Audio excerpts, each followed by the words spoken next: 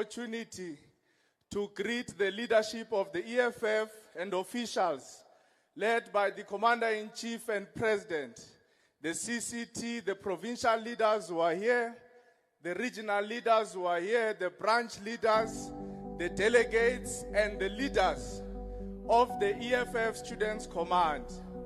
Commander-in-Chief, we want to thank you and your leadership for refusing to close this organization called the EFF. When they called you to the boardrooms and presented presentations to you and gave you essays and wrote long essays trying to justify why the EFF must be closed, you put your foot down and said, never in my name will I allow the EFF to be liquidated. How can the EFF be closed in a boardroom when it was never formed in a boardroom? Because the EFF was formed in Uncle Tom's, where you call domestic workers, where you call students, where you call the unemployed youth, where you call domestic workers, petrol attendants, the middle class of South Africa, the poorest of the poorest. They said to you, go and form the EFF. They didn't call you to a boardroom. This organization can't be closed in a boardroom. It was never formed in a boardroom. What will we say to the Marikana widows who came to you and said, we want an alternative to the ANC? The ANC has killed our husbands. The ANC has shot and killed the future of our children.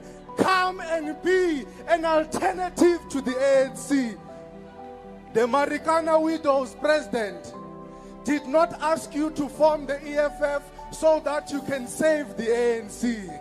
That is not the mandate they gave you. They wanted you to form the EFF so that you can govern South Africa and be an alternative.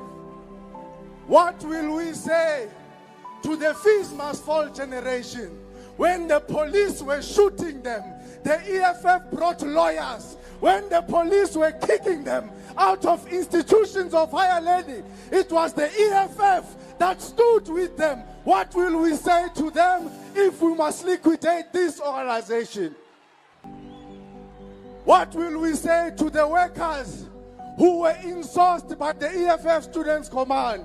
What will we say to them when they are now being paid higher wages, when they can now study and bring their children and get the same privileges as professors, as doctors, as academic staff? How are we going to explain to them when this organization is closed in the boardroom? What will we say to the millions of young people who, when they come at the middle of the year, at the beginning of the year, and they want to enter school, the EFFSC through the Sizofuna Ngenkani campaign says to them, whether you can afford registration or not, siyangena nani? What will we say to them when this organization must be closed down? It can never be.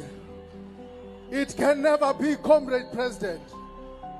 This organization can never close down in the boardroom because it was never formed in the boardroom. Members and activists of the Student Command continue to protect this organization.